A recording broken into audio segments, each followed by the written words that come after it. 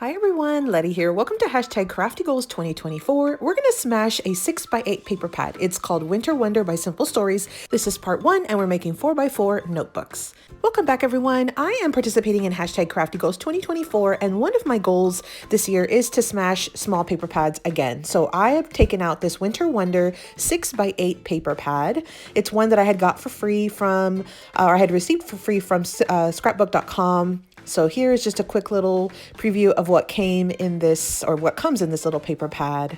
So again, this one was like a freebie with purchase. I had purchased some things from scrapbook.com, I believe maybe a month or so ago, and I had gotten this one for free. So because we've been having a lot of winter weather lately, I figured I would go ahead and smash this pad just to kind of be in the mood in the season. So again, Winter Wonder by Simple Stories. I also did purchase the 12x12 sheet of cut-aparts. These are the 3x4 cut-aparts. And then I did get the 12x12 sticker sheet as well. So when I got that freebie, I went ahead and threw in, I purchased some of the coordinating items to go with it. So you see here, this is the sticker sheet. And then I have those cut-aparts as well. And here's the backing of that cut-apart in case I didn't show that. So these are the two sheets that I have in addition to my 6x8 paper pad. Let's go ahead and smash this paper pad. So the first thing that I do is I take out all of the sheets that are in my paper pad. I find this to be the easiest way to ensure that I'm going to just use everything and I'm maximizing everything that I have as far as, certain prints and patterns. I can do better matchups and things like that. So plus if I have these large prints, it's easier for me to determine what I want to do with it. So I've taken everything out of the little pad. So here are all the sheets, and this one I think came with 24. The next thing I'm going to do is identify where my cut-aparts are, because I want to see if I'm actually going to use them for cut-aparts or use the opposite side of the paper. So I take a look at all of my cut-aparts and I decide I'm going to go ahead and keep them as cut-aparts. And then the rest of it, I'm going to try to pick which pattern I prefer. And because I know the projects that I'm going to probably want to do are not going to need a full 6x8, I am going to go ahead and use the B side of those full sheet of pattern, prints or whatever. And so I'm just sort of picking and choosing which pattern I like better. You see how that's a full sheet. I'm going to go ahead and use the back. This is one I really can't decide. So I'm going to just put it down and we'll figure it out as we go. Here's another full sheet. I'm going to use that burr paper in the back. And then I like the roses. So I've got all of my preferences facing up now, as well as my cut-aparts are separate. So the next step I'll do is I'm going to cut down all of these cut-aparts and then I will move on to the next part of the project. So I've already cut down all of my cut-aparts, and the next thing I do is I sort it by type. So I have my cut-aparts that don't have any sentiments and I put them in one stack, and then I have the cut-aparts that do have sentiments and I put them in another stack. And the reason why I do this is because when I'm making cards, it's easier for me to grab something that already has a sentiment. I can always add some stickers to the other ones, but I just like to separate it that way. Then the other thing I do is I look to see if I have something that has an orientation issue, meaning I have to do it a certain way. And so like these that have words, or the ones that have, they're one-sided, I'm a little bit limited on what I can do. So I have the one-sided items on the right-hand side and sort of my double-sided items on the left-hand side, or the ones that don't have an orientation issue. So today's project is 4x4 notebooks. I'm going to show you how to make one. We're going to end up making 3 total. I'm going to show you how to cut down your paper. So I am going to be bringing in 8 sheets of copy paper for my project, and you can use, if you want to use more, you can. We're going to make 1 notebook from each of these papers. So I've taken out a sheet. We're going to cut it at 4 inches on the 6-inch side. So the up and down pattern, just like this. So you definitely want to make sure you have one that's not directional. So your final paper will be 4x8 because your original sheet was 6x8. So now you have a 2-inch scrap strip that you'll put to the side. Now I am going to bring in some metallic foil cardstock from Michaels. This one's called Silver Foil, and it's sort of a dull matte, which I really like. It's not super, super shiny. On my white copy paper, I'm going to basically I brought in 8 sheets because I'm going to cut it down to make enough for your 3 notebooks just with those 8 sheets. And so I'll show you that in just a second, but I'm going to cut down the rest of my mats here, my covers. I've done that. And then the rest of it will just be scraps, or I'll use for another project. So I'll put those aside. So I have my 3 papers. I'm going to fold them in half on the 8-inch side. So at 4 inches. Now you could also score it at 4 inches on the 8-inch side. I'm just going to fold it in half. So I've already done that. Now you're going to want to choose a cut apart for your little notebook. And the one thing is we are going to cut that down. So I have already cut some cardstock mats down to 3 1/4 by 3 1/4. And then I'm going to cut this little 3 by 4 mat down to 3 by 3. So I'm going to show you how I do that. But basically what I'm going to do is cut down my image so that way it'll fit perfectly on the front, even when it's layered with that 3 1/4 by 3 1/4 mat.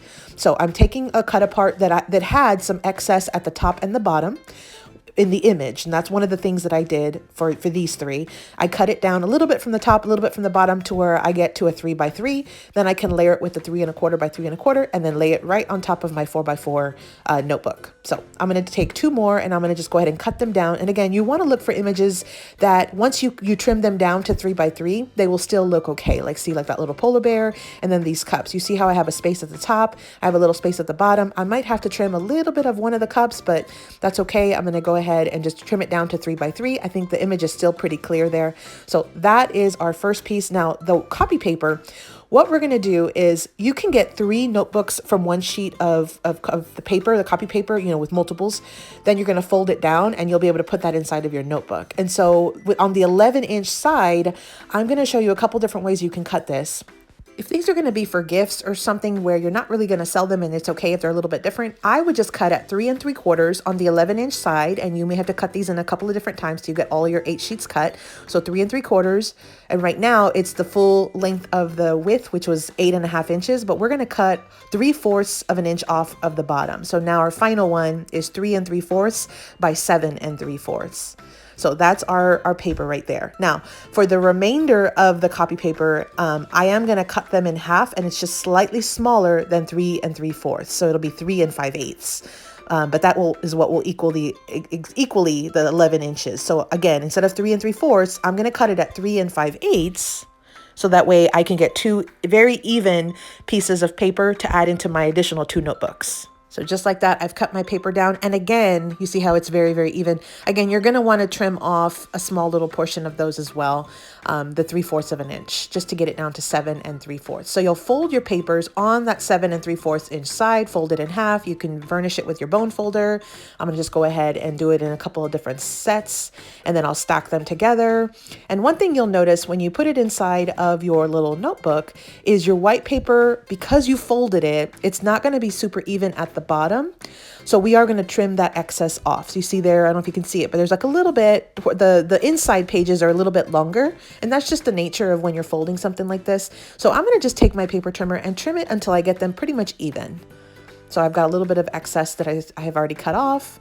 And I'm just going to keep trimming until I get it almost exactly even. And you can use any kind of paper trimmer or your scissors. Now you see my bottom is very even, my bottom line of this paper. So when I put it inside of my notebook, now it's going to have a very even bottom, and it will have a very even border all the way around. You see that? Perfect. Now I am going to bring in my long arm stapler for this. I do have a link down below if you've never seen this.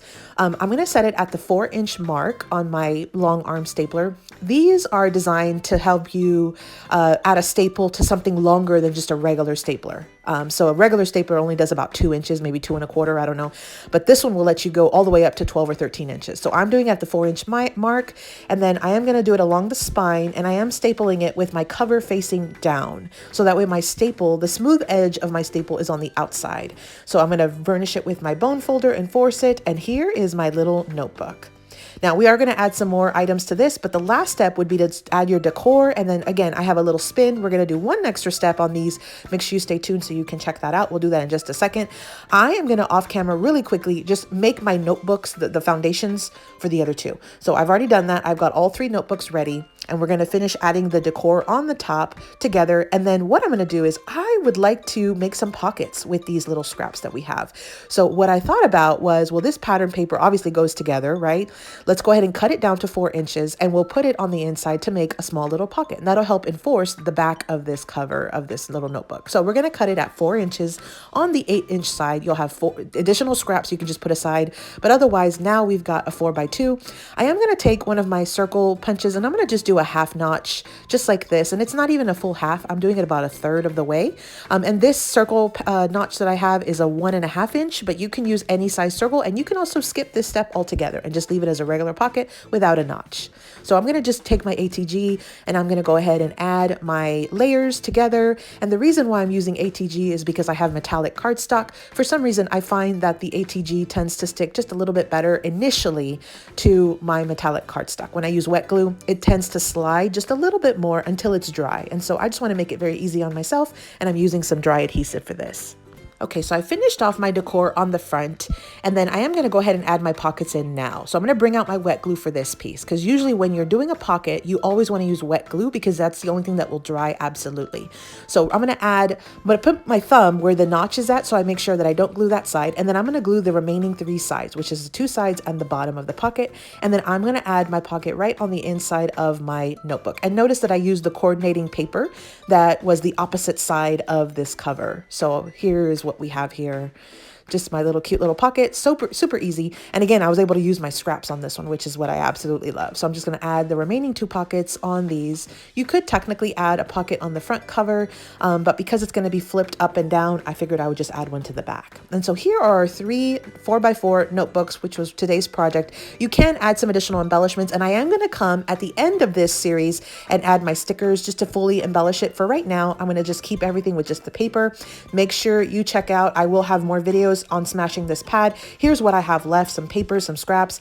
And again, this was the Winter Wonder collection by Simple Stories. It was a 6x8 paper pad, and this is for #CraftyGoals2024. Thanks for visiting, everyone. I hope you got a little bit of inspiration, and I hope you continue to watch the remaining videos of this series. Happy crafting!